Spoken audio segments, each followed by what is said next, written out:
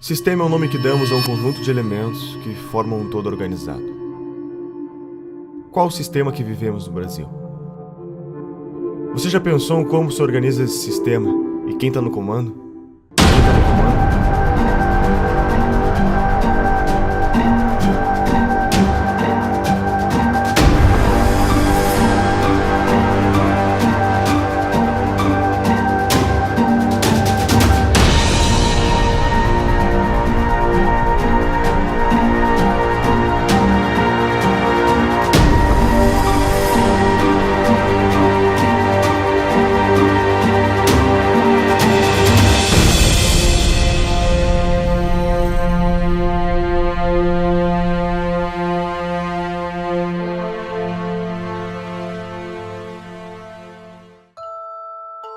Será que o que vivemos hoje é apenas uma grande farsa, onde a cada 4 anos temos que escolher sempre entre dois lados da mesma moeda? Estaria todo o sistema político infectado com o mesmo vírus? A história da nova democracia brasileira se confunde com o crescimento dessas ideologias de esquerda, pois os mesmos protagonistas que pautavam por esses ideais foram os que fundaram a nossa Constituição de 88, e são hoje os que estão à frente dos grandes partidos políticos no Brasil. Poder é fazer com que você seja obedecido, exercer sua autoridade por meio da influência ou da força. Existem 3 formas de exercer o poder em uma sociedade: o poder político-militar, o poder econômico e o poder intelectual. O que Marx propunha? O que os marxistas? Qual é o sonho dourado do marxista?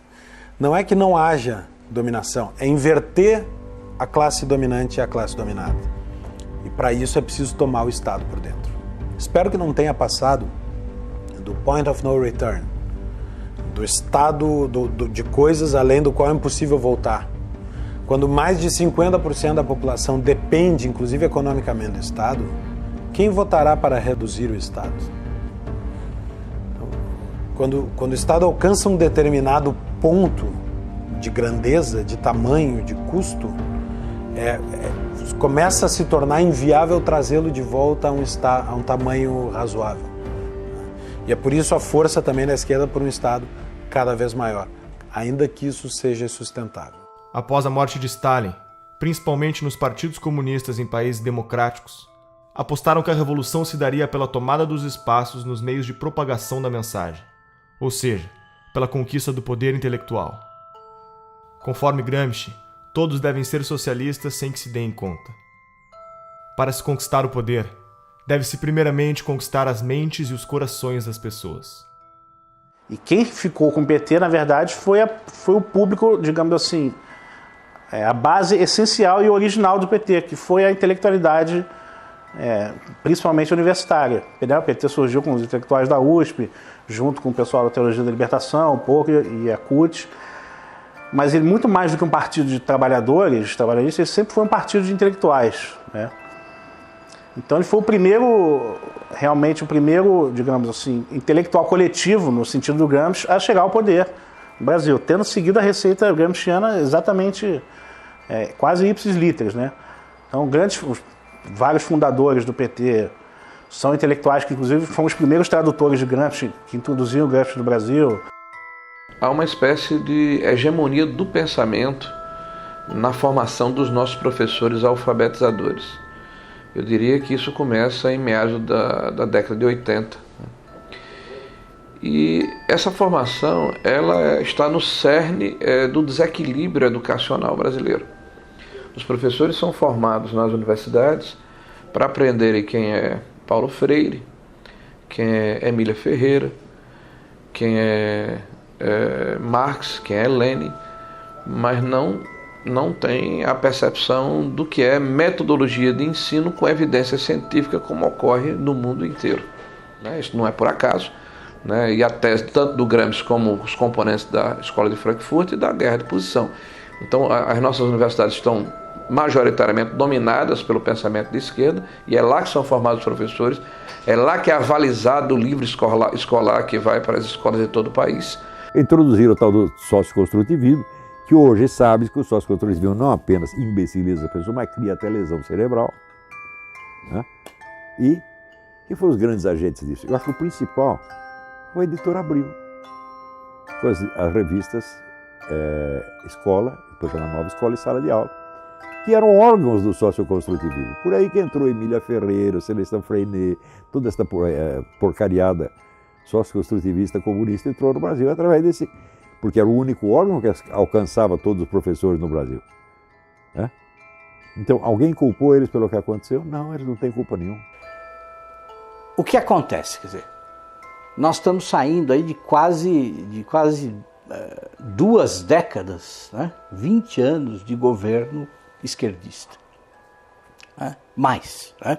Se a gente contar o período sob os tucanos e tudo, quer dizer, na verdade dá muito mais tempo aí sob domínio da esquerda. Né? Então o que acontece? Quer dizer, nessas últimas décadas, o maior comprador de livros, né, do mercado editorial, né, quem foi? Foi o governo. Quer dizer, o governo, então, com as compras fenomenais que ele faz todos os anos para distribuir os livros paradidáticos nas escolas, quer dizer, ele se tornou a principal fonte de renda para muitas editoras. Né? Agora, tudo tem um preço. Né? Quer dizer, para o livro ser escolhido pelo governo, as editoras fazem, né, sugerem de maneira muito persuasiva aos escritores que eles escrevam dentro daquela pauta que é estabelecida pelo MEC. Né? Claro que o MEC oferece uma pauta. Né? Ele diz assim, olha, o livro para ser comprado precisa seguir este critério, e são critérios ideológicos. Você tem o gramscianismo aplicado ao mercado editorial muito semelhante ao mercado jornalístico, aos jornais, às revistas. O mesmo tipo de influência, de hegemonia. Você tem no mercado editorial 50 anos, pelo menos, de hegemonia da esquerda no mercado editorial. Isso significa que livros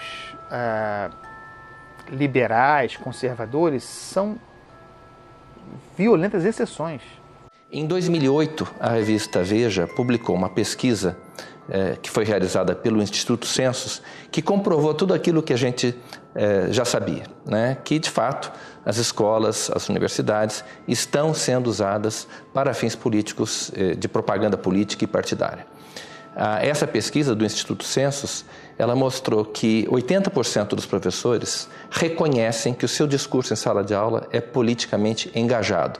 Isso é um número impressionante e que corroborou uma pesquisa feita em 2004 pela Unesco. Então, os dados dessas duas pesquisas são convergentes e mostram que para 78% dos professores brasileiros na educação básica, a principal missão da escola é formar cidadãos. E para apenas 8% é transmitir conhecimento, transmitir as matérias aos estudantes. Essa pesquisa, tanto do Instituto Census como da Unesco, comprovaram essa percepção generalizada que existe de que, efetivamente, as escolas estão sendo usadas para fins de propaganda política, de doutrinação e propaganda política partidária. Professor de filosofia, concursado. O professor não pode agir em sala de aula como um militante. Ele é um servidor público, ele é um agente do Estado. Dia 22, a gente integra a paralisação do dia 22 de greve geral. E o Estado, de acordo com a Constituição Federal, o Estado brasileiro, ele é politicamente neutro. Existe a Constituição, prevê o princípio da neutralidade política, ideológica e religiosa do Estado. Então não cabe ao professor, no exercício das suas funções, fazer propaganda de partido político, por exemplo. E muito menos, ou também não lhe cabe, mobilizar os seus alunos, manobrar os seus alunos para que eles participem de um ato político, de uma manifestação a favor ou contra uma determinada corrente que disputa o poder na sociedade. Isso é ilegal, também por força da Constituição. Dos professores que estão formando nossos alunos, 86% veem Che Guevara de forma positiva e 65% veem Lênin de forma positiva. Que cidadãos são esses que estamos formando? Nós estamos vivendo um momento muito difícil na educação brasileira. Agora, com a Base Nacional Curricular Comum, eu particularmente estou assustado com os documentos que foram publicados pelo MEC, O primeiro documento era um panfleto doutrinário e um atraso pedagógico. O segundo é um panfleto doutrinário e um atraso pedagógico um pouco menor. Me parece que é um bode na sala, né? Se criar dificuldade para se gerar facilidade. O ministro alega que vai filtrar esse processo, que vai submeter ao Conselho Nacional de Educação, mas eu não posso acreditar num conselho que está completamente aparelhado, né, que com raras exceções é formado por ativistas políticos de esquerda. Então a hegemonia política, ela inclusive agride a Constituição brasileira, que fala da pluralidade. O governo do PT é majoritariamente apoiado pela União Nacional dos Estudantes. A UNE é a entidade máxima dos estudantes brasileiros e representa cerca de 6 milhões de universitários. Em 1937, ano que Vargas decreta o Estado Novo, os estudantes fundam a União Nacional dos Estudantes, UNE. Na UNE, o mimeógrafo rodava panfletos fazendo propaganda socialista ao som da Internacional, tocada na vitrola doada pelos americanos. A União Soviética, pátria-mãe do socialismo, era o exemplo a ser seguido. E o comunismo a utopia em corações e mentes jovens pelo mundo afora. Até Carlos Drummond de Andrade fez versos para Stalin. A poesia fugiu dos livros, agora está nos jornais. Saber que resistes.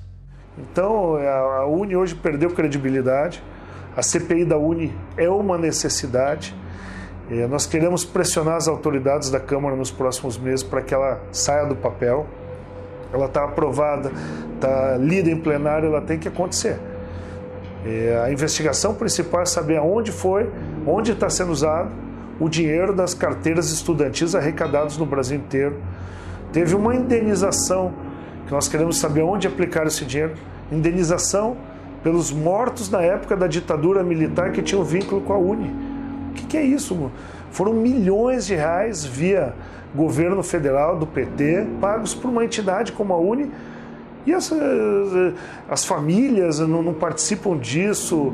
Existiram esses casos, não existiram, tem comprovação, não, fizeram uma indenização milionária. Nós queremos na CPI da UNE saber se esse dinheiro foi usado só para pagar ônibus, manifestantes que vinham aqui fazer protesto, ou seja, o governo aparelhou a UNE, a CUT, o MST com o dinheiro do governo para simular que eles tinham apoio popular para impedir o impeachment, aparelharam esses órgãos para virem aqui para contestar projetos de lei que poderiam investigar ou a criação de CPIs. E pode ter certeza, meu feeling é que uma CPI da UNE põe mais gente na cadeia. O movimento estudantil ele é um movimento autoritário, totalitário, truculento, violento, e ele não...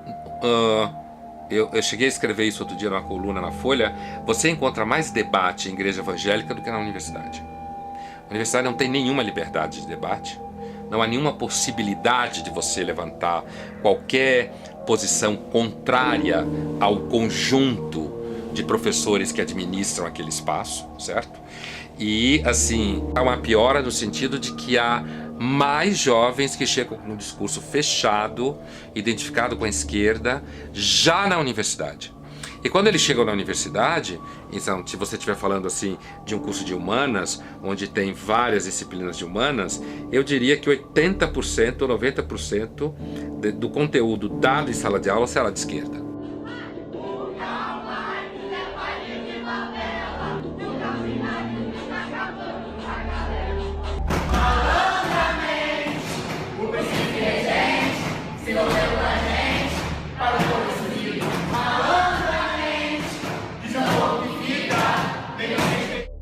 Tomar o Estado por dentro significa mudar a lógica de funcionamento, por exemplo, do Ministério da Educação.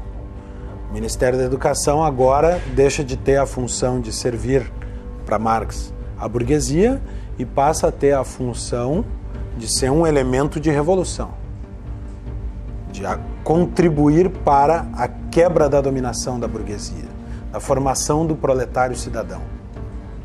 Fecha muito com as teorias de educação que são aplicadas no Brasil. Essa questão da hegemonia da esquerda, né, sobretudo no meio universitário, que eu acho que isso fez muito mal para a cultura além da universidade, né, porque causou um certo uma restrição muito preocupante, né, do imaginário das pessoas. Uma coisa que o Olavo de Carvalho fala sempre, que a sua capacidade de imaginação, de ampliar suas imagens, é muito importante para quem exerce atividade intelectual, né? Há décadas estamos formando pessoas com base no pensamento marxista. Onde toda essa gente foi trabalhar? A mídia é o maior formador de opinião da população. São TVs, blogs, jornais e revistas que contam ao povo o que está acontecendo. Mídia técnica significa que o governo deveria gastar com publicidade proporcionalmente à audiência dos respectivos veículos de comunicação. O problema é que a pesquisa brasileira de mídia identificou que a mídia técnica está longe de ser realidade. O dinheiro investido em publicidade parece não ter nenhuma relação com a audiência do veículo. Qual é o critério? A farra com o dinheiro público é tão avassaladora que já houve casos de jornal fictício receber verbas publicitárias. Desde que a presidente Dilma chegou ao poder, os gastos com publicidade só aumentaram. Apenas no ano de 2014, a presidente gastou 210 milhões com campanhas em nome da presidência. O ex-editor da Isto É Brasília revelou que o banqueiro Daniel Dantas, que acabaria sendo preso em escândalos de corrupção, quando estava com sua imagem em risco, acionou um dos seus contatos na mídia, Leonardo Atushi, jornalista da Isto É, para publicar matérias que defendessem seus interesses na mídia. Em 2011, Leonardo Atushi montou sua própria publicação, o Brasil 247. Duas acusações importantes surgiram contra o 247 na sua trajetória. A primeira foi encontrada num imóvel do doleiro Alberto Youssef, delator da Operação Lava Jato, no monitor de um computador.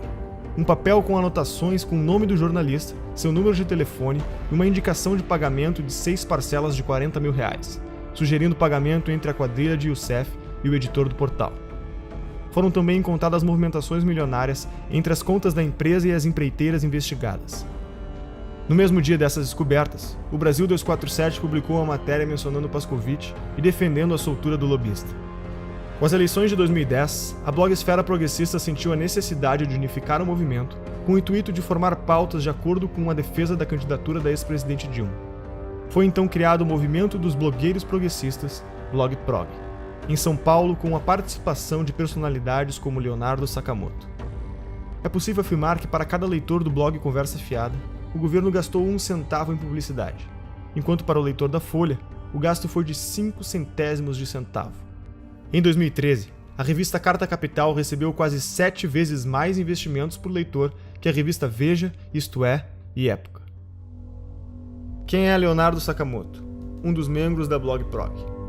Sakamoto é um blogueiro militante que faz parte dos 54 replicadores da Agência Pública, uma organização que determina pautas para portais como a Carta Capital, Catraca Livre, Brasil Post, Sul 21 e muitos outros portais de notícias. Sakamoto recebeu da deputada Maria do Rosário do PT a autorização de repasse de R$546 mil às suas militâncias. A agência pública, conforme alega seu site, recebe como financiadores fundações estrangeiras como a Fundação Ford, Open Society Foundation, Oak Foundation, entre outras. O que são essas fundações? O que elas querem? A mídia é, junto com as empreiteiras do petrolão, o segmento mais corrupto que existe. E eu posso dizer isso porque minha cabeça rolou em todos os grandes veículos de comunicação. Em todos teve interferência política. Em todos. A imprensa constrói e destrói reputações. E constrói e destrói reputações não como um projeto longo. É conforme o que lhe convém. Quantas vezes nós vimos a imprensa mudar de lado, mas da forma mais descarada. Ela não diz mudei de lado. Ela simplesmente exalta uma figura aqui e depois destrói. Exalta outra figura ali e depois destrói. Me diga qual é a grande imprensa que não recebe dinheiro público, que não recebe dinheiro de governo federal, que não recebe dinheiro de estatal, que não recebe dinheiro de banco público, que não recebe dinheiro de governos estaduais e municipais. E muitas vezes a imprensa faz a política do achaque. Ah, não quer pagar? Então você vai ver. E aí bate. Denúncia, bate. Como é que funciona em geral, né? Em geral, você faz uma reunião de pauta. Em geral, o editor-chefe, ou secretário de redação, né, ou diretor-geral, vem ali já com a linha editorial pronta, né, troca uma ideia, a pauta é essa, a pauta é aquela, você vai construir matéria nesse sentido. Então, você já recebe uma orientação, ponto. Né? Aquilo vai voltar para a mão do editor, o editor vai corrigir, vai, às vezes, mudar todinha a sua matéria ou vai simplesmente derrubar. Existe muita muito pouca pergunta incômoda sendo feita no Brasil. E quando as perguntas incômodas são feitas, o jornalista é criticado. E por outro lado, muitas das perguntas que são feitas não são feitas para o devido esclarecimento das coisas, mas para estimular uma narrativa. Às vezes uma narrativa ideológica, na maioria das vezes uma narrativa ideológica. Né? Em relação aos protestos que nós tivemos ao longo de 2015 e 2016 contra a Dilma Rousseff, contra o Lula, contra o PT, contra a esquerda, contra o esquema de poder que havia se montado no Brasil. A tentativa da imprensa era de vender a tese que estava sendo criada, né, nos grupos acadêmicos, nos centros partidários, nos diretórios de partido, de que na verdade se tratava de um bando de raivosos fascistas que queriam a volta dos militares para o poder. Fazendo uma reportagem sobre um mini protesto que havia ocorrido em favor do impeachment, ainda depois do dia 16 de março, a imagem da notícia era intervenção já.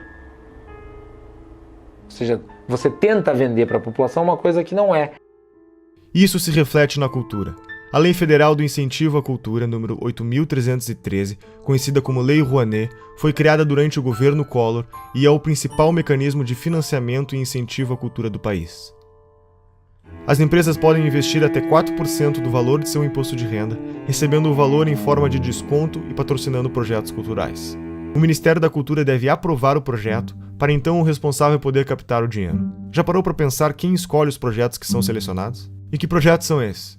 O grande problema são os editais. Nos editais existe uma comissão que vai julgar os projetos submetidos, né?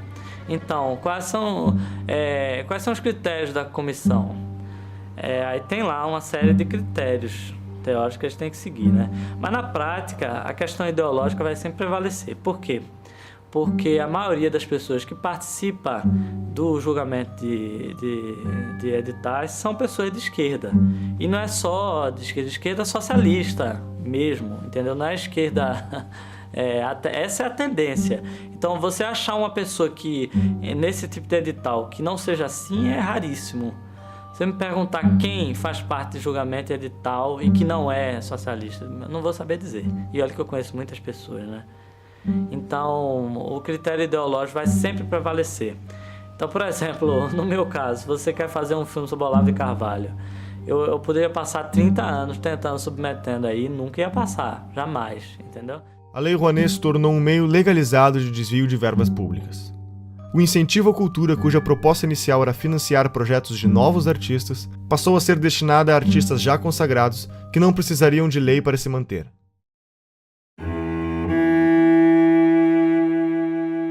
Foi justamente na gestão do Gil que começou essa deformidade da Lei Rouanet. A Lei Rouanet já existia, mas essa coisa de beneficiar artista consagrado, artista tipo Ivete Sangalo, pessoas já com nome, já com anos de carreira, isso foi na gestão do Gil. Olha, a gente está para abrir aqui a CPI da Lei Rouanet, exatamente para chamar artistas que receberam dinheiro sem precisar da Lei Rouanet. Então, o que fica suspeito, para não dizer comprovado, é que a Lei Rouanet serviu para comprar essa classe artística. Dificilmente você vê um ator se posicionando contra o PT. Regina Duarte começou a bater duro, tomou uma geladeira na Globo. E diversos outros ou nada falam ou apoiam. Por exemplo, Luan Santana recebeu 4,5 milhões da Lei Rouanet. Será que ele precisa mesmo desse incentivo do governo para colocar diante dos seus shows? Será que um ingresso ali, que com certeza não é menos de que R$100 para um show dele, será que o ingresso do show dele já não é suficiente para ele se manter? E assim eles vão conseguindo comprar toda a classe artística. E traz muita gente a reboque. Quando um cantor fala alguma coisa, os seguidores dele, que são fanáticos por ele, adoram a música dele, adoram o trabalho dele no cinema e etc., eles não tendem a se confrontar com essa pessoa. Então é muito interessante para o governo ter essas pessoas ao seu lado. E aí já emenda no artista, já emenda logo intelectual também, intelectuais, artistas, e vão trazendo eles para cá. Exemplo notório, Wagner Moura ficava aí no exterior denunciando o golpe. Chega a ser uma infantilidade hoje em dia ficar batendo nessa tecla do golpe. Mas eles ficam a todo momento batendo em cima disso até que vire verdade. Porque eles querem colocar nos livros das escolas que houve um golpe em 2016 contra uma presidente eleita democraticamente. Os sistemas totalitários que nós tivemos no século XX, eles tiveram como principais fontes do ódio era a raça, a classe e agora o apartheid intelectual. Se você não é de esquerda, você é burro. São todos os donos do poder, todos esses, Chico Buarque, Caetano Veloso, Gilberto Gil, todos os septuagenários. Todos detiveram esse poder cultural durante esses 50 anos. Não é uma questão apenas de que eles têm um poder político em 13. Isso o empresário tem que entender. Eles foram coronéis do Brasil durante esses 50 anos. A cultura, você tem um cinema novo, você tem a Semana de 22, você tem a Tropicália, você tem todas essas manifestações de cultura de esquerda, cacete. Um dos exemplos do enviesamento dos projetos apresentados pela Lei Rouanet é o filme sobre José Dirceu, um dos petistas envolvidos com o mensalão, para o qual foi aprovado 1,5 milhões de reais. O deputado do PSOL, Jean Willis, também vai virar documentário. Será financiado por 842 mil reais do dinheiro público. O filme do Lula foi financiado em 12 milhões de reais, por empresas que entre elas constavam Camargo Correia, OAS e Odebrecht. Esses são apenas alguns dos exemplos do destino dos mais de 15 bilhões de reais investidos pelo PT através da Lei Rouanet. Na prática, o que vemos é que o dinheiro segue a ideologia. Na 10ª Mostra do Cinema e Direitos Humanos, o conteúdo deveria ser relacionado com um dos seguintes temas: população LGBT, população negra, população em situação de rua, combate à tortura, enfrentamento da homofobia, mulheres, participação política, direitos humanos e outras minorias. A maior parte do dinheiro vem das estatais. A Petrobras gastou mais de 400 milhões de reais na última década para aprovar projetos como o Projeto Pai e Filho, que conta a história de um homem aprisionado e oprimido pelo poder do pai, que procura enfrentá-lo para quebrar a hierarquia da família. Já o Projeto Joelma conta a história da inadequação da mulher nascida no corpo de um homem, rompendo aspectos da sexualidade e do gênero. O rapper MC Guimê, que fatura mais de 300 mil reais por mês, teve autorização de captar via Lei Rouanet mais de 500 mil reais para a produção de um DVD. Luan Santana conseguiu aporte de 4,1 milhões de reais para cobrir sua turnê e Cláudia Leite aprovou a captação de 6 milhões de reais para fazer shows no litoral norte do Brasil.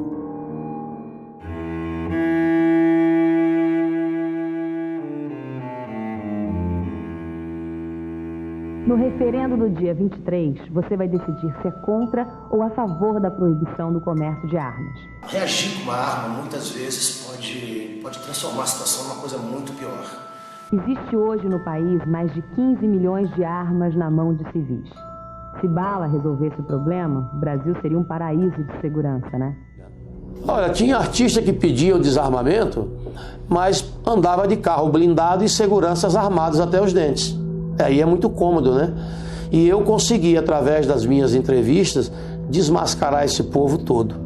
O Ratinho, por exemplo, eu lembro quando eu fui lá debater no programa dele, antes de entrar no programa, eu dei uma volta nas imediações do estúdio e comprovei que o carro dele era blindado. Comprovei que ele tinha 3 seguranças armados. Ele não tinha o direito de defender o desarmamento do povo quando ele não precisava disso, né?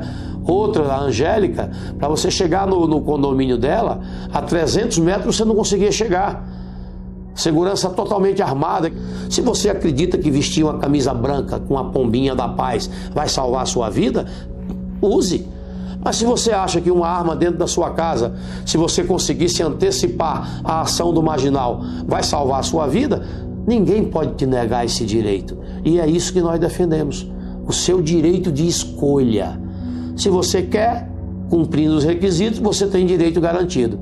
Coisa que, infelizmente, o governo do PT retirou isso do povo brasileiro. A violência pode ser usada para o bem ou para o mal. É que nem arma. A esquerda adora falar que a arma mata. A gente está num país que a gente sabe que tem mais arma que habitante e que a segunda emenda, que é o direito de legítima defesa, é sagrado. Quando a gente vê a discussão de desarmamento, de Obama e companhia, não tem nada perto com o modelo brasileiro. O acesso do bandido às armas já se dá na ilegalidade. Quem segue a regra foi eu. Fui eu que passei por um processo ultra mega burocrático de 5 dias úteis que você precisa esperar de background check aqui nos Estados Unidos. 5 dias úteis. Você vai lá, compra a tua arma, que aliás custa mais ou menos 1/4 do que custa no Brasil, 1/5. A arma no Brasil custa 4, 5 vezes mais caro. Você compra a arma, espera 5 diazinhos e vai lá buscar. Foi o processo burocrático que levou. E não tem nenhum custo de despachante, R$1.000 de licença para cá e para lá, não tem nada disso. Porque é um país que entende um direito básico do indivíduo de legítima defesa. Todos os países aonde surgiram os grandes ditadores, uma das primeiras providências dele foi desarmar o cidadão. Hitler, Mussolini, esse cretino da Venezuela, são medidas adotadas para que eles não tenham resistência da sociedade. Só eles podem ter arma. Os países socialistas tendem a essa centralização, ao domínio com mão de ferro de todos os recursos do país. E isso eu acho muito perigoso, porque se esse controle centralizado cai nas mãos de uma pessoa com um caráter duvidoso, com intenções não lá tão boas, ele domina o país inteiro. Mas se for tudo descentralizado, é difícil que se instale, por exemplo, uma ditadura. Penso que é mais difícil. Inclusive, se a população estiver armada, é mais difícil que um governo imponha uma vontade que não corresponda à vontade do povo, se esse povo tiver condições de reagir. Agora, qual é a primeira coisa que se faz quando se quer dominar um povo? Desarma esse povo. O Instituto Sou da Paz, que trabalha pela redução da violência, acha que menos armas resultam em menos mortes. O que a gente precisa fazer é reduzir essa quantidade imensa que tem de armas circulando nas nossas estações. O Instituto Sou da Paz, que começou fazendo campanhas pelo desarmamento em 1997, receberam $492 mil da Fundação Ford do ano de 2007 a 2011 e $1,58 milhões da Open Society de 2013 a 2014. Que ONGs são essas? O que elas defendem? Lembra de Saul Alinsky? Segundo a CPI das ONGs realizada em 2007, foram apresentadas mais de 13 bilhões de gastos de diferentes esferas do governo. Para sindicatos foram repassados R$495.698.000. Segundo a CPI, 81 milhões foram encontrados sem justificativas de gasto. São centenas de milhões de reais todos os anos despejados nos cofres desses sindicatos que não prestam contas ao Tribunal de Contas, não prestam contas à Assembleia, prestam conta a eles mesmos.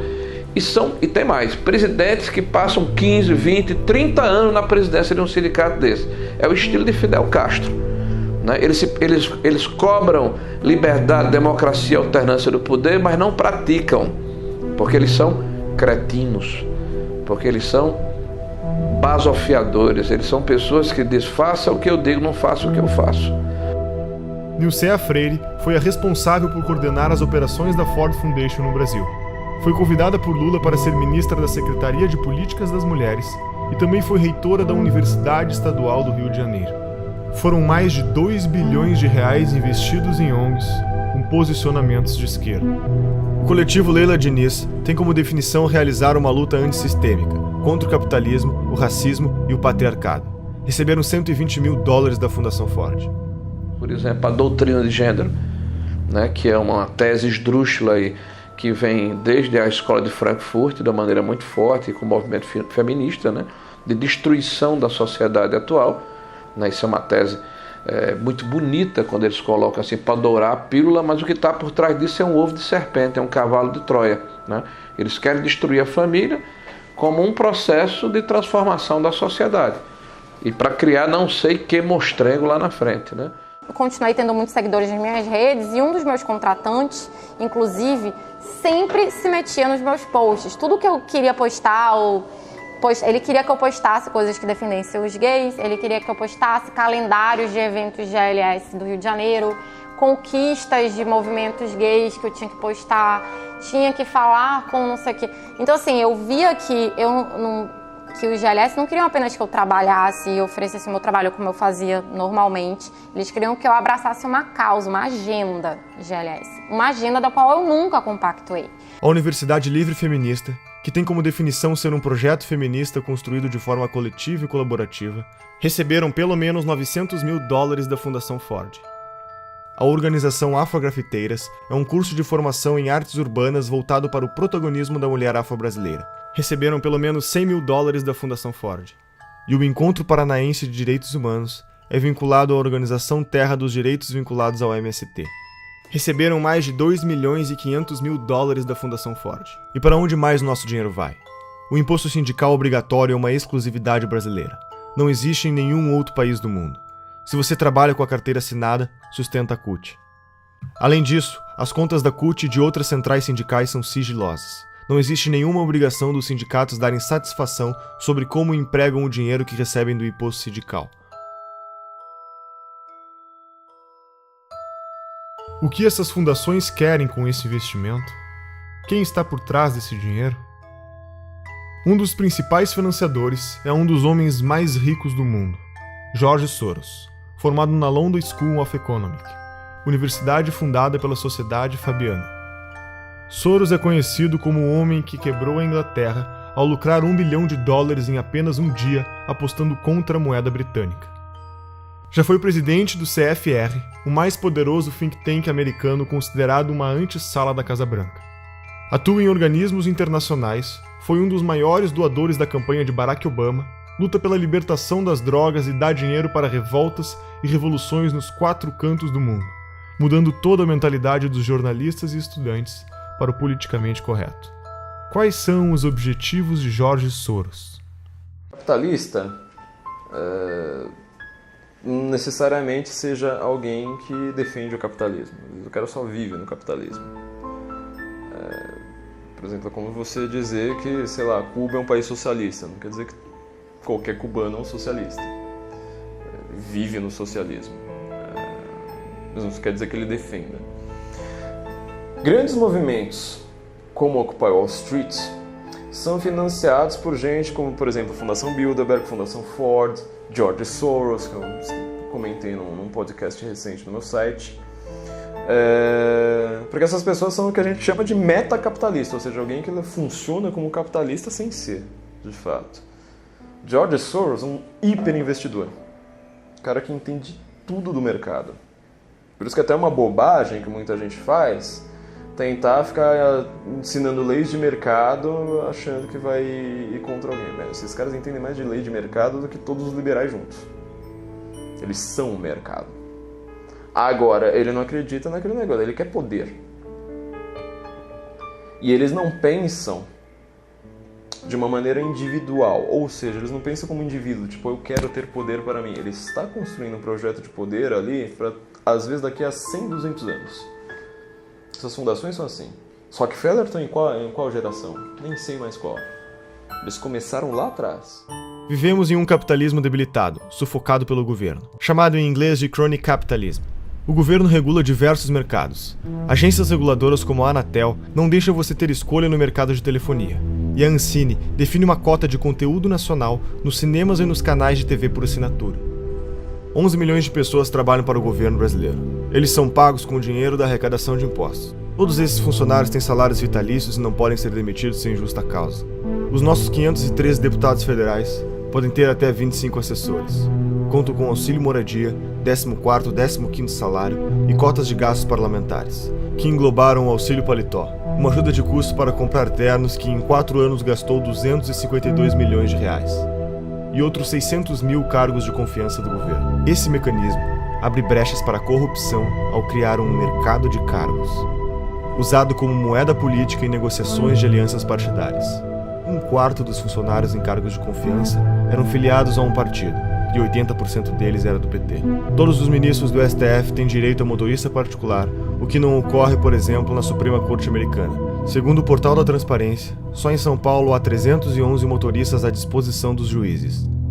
A Câmara Municipal tem 26 motoristas, 13 garçons, 7 auxiliares de cozinha, auxiliares de serviços odontológicos exclusivos, cirurgiões, dentistas, oftalmologistas, lubrificadores de veículos e vidraceiros.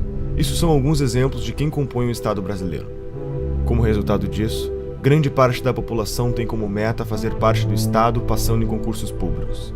Os gastos do governo federal, estaduais e municipais com o funcionalismo público somam 12% do PIB, totalizam 255,3 bilhões do dinheiro do povo em 2015. Tudo isso para serviços com índices de insatisfação elevado no Brasil.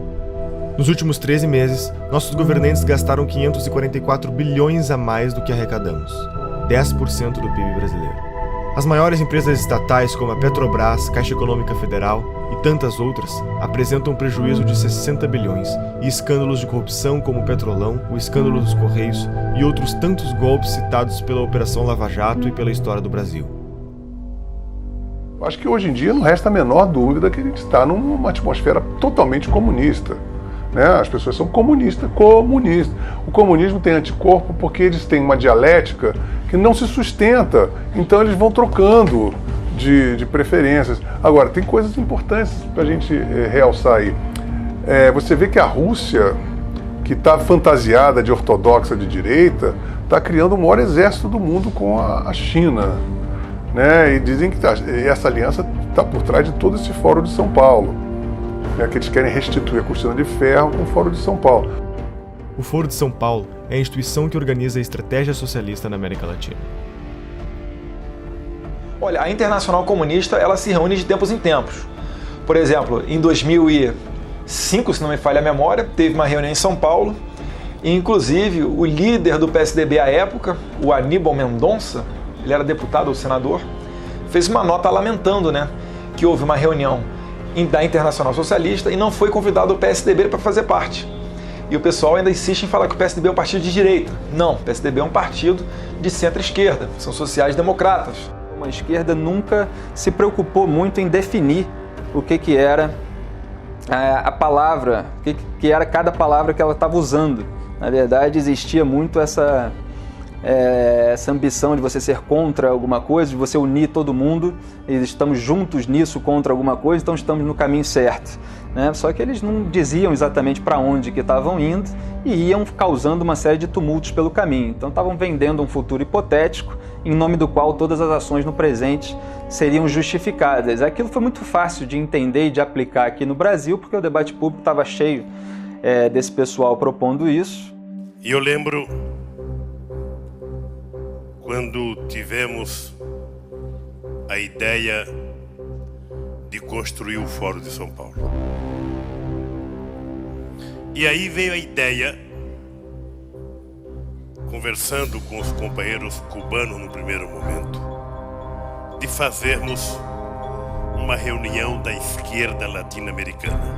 Tanto que muitos latinos-americanos conhecem Paulo Freire, e ele dizia,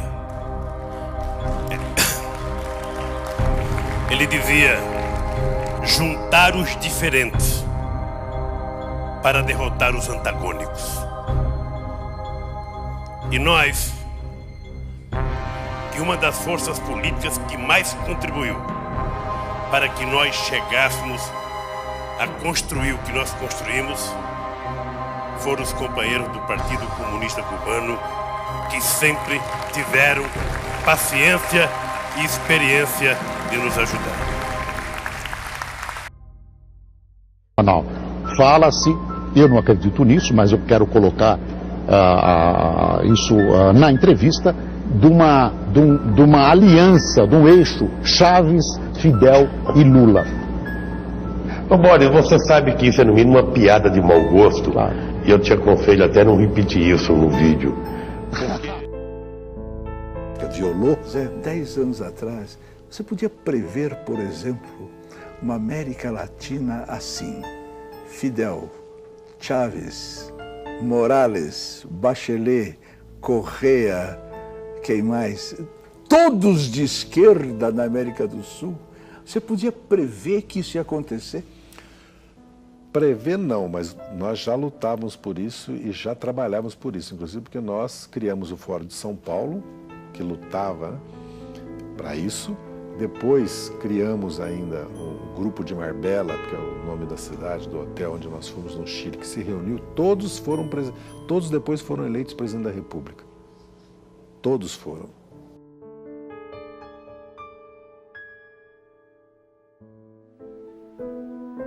Tudo custou muito caro para o Brasil. Tudo custou muito caro para o mundo.